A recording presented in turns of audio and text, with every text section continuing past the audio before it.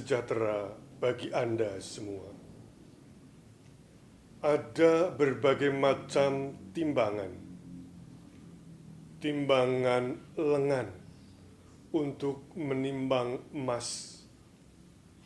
Timbangan bebek digunakan oleh para pedagang di pasar untuk menimbang bumbu dapur dan sayur mayur. Timbangan dacin banyak digunakan di posyandu untuk menimbang berat badan anak-anak. Timbangan beras tentu saja untuk menimbang beras. Timbangan badan untuk menimbang berat badan. Ini timbangan yang terhitung manual, bukan yang digital.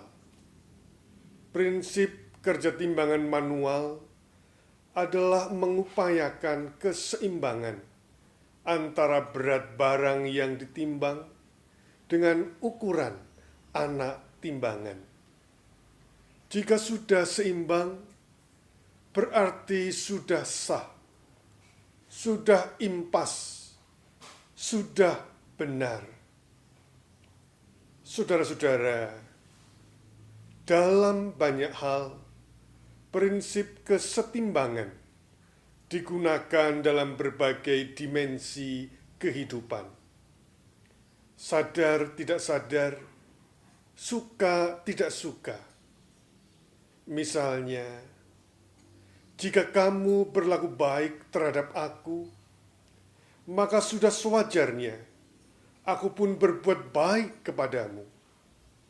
Jika Anda sopan, maka saya pun segan. Ada aksi, ada reaksi. Hutang budi dibalas budi, hutang kebaikan dibalas kebaikan.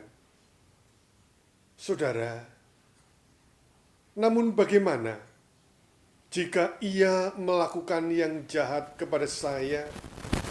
Apakah saya pun harus melakukan yang jahat, balas dendam kepadanya agar setimbang?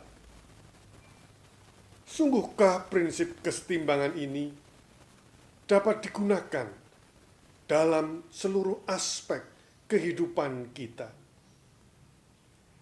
Firman Tuhan dari 1 Petrus 3 ayat 8 sampai dengan yang ke-11.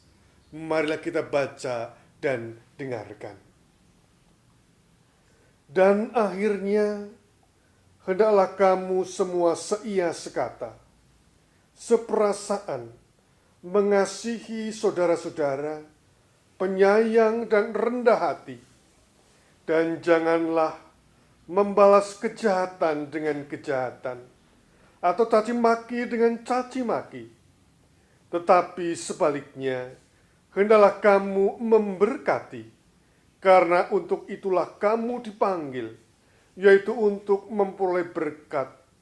Sebab siapa yang mau mencintai hidup dan mau melihat hari-hari baik, ia harus menjaga lidahnya terhadap yang jahat, dan bibirnya terhadap ucapan-ucapan yang menipu. Ia harus menjauhi yang jahat dan melakukan yang baik. Ia harus mencari perdamaian dan berusaha mendapatkannya.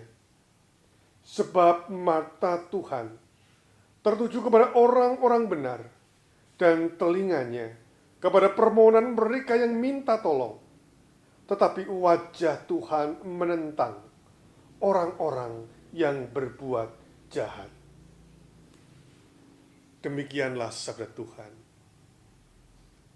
Jelas di sana bahwa panggilan kita adalah untuk bertindak berdasar mentalitas berkelimpahan, bukan berdasar mentalitas pas bandrol, bukan jahat dibalas jahat, bukan fitnah dibalas fitnah.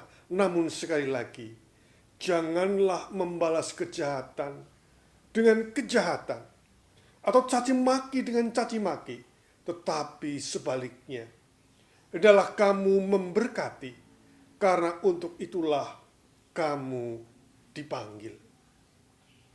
Saudara-saudara, dalam masa pandemi ini, banyak orang menyoroti tren krisis yang sedang terjadi. Namun dalam masa pandemi ini, sebenarnya terjadi juga tren berbuat kebaikan. Seorang aktivis sosial berhasil menghimpun dana masyarakat dan terkumpul 7 miliar yang disumbangkan ke PMI. Seorang anak memberikan tabungannya kepada petugas COVID, dan orang yang lain mengadakan jejaring untuk mengadakan gerakan masker gratis. Dan masih banyak tindakan kebaikan lainnya. Saudara-saudara, sesungguhnya dunia diisi dengan banyak orang baik. Namun jika Anda tidak menemukannya, jadilah Anda salah satu orang baik di antara mereka. Marilah kita berdoa. Ya Allah, mampukanlah kami memancarkan kemurahan dan kebaikan-Mu. Dalam nama Tuhan Yesus kami berdoa. Amin. Tuhan memberkati.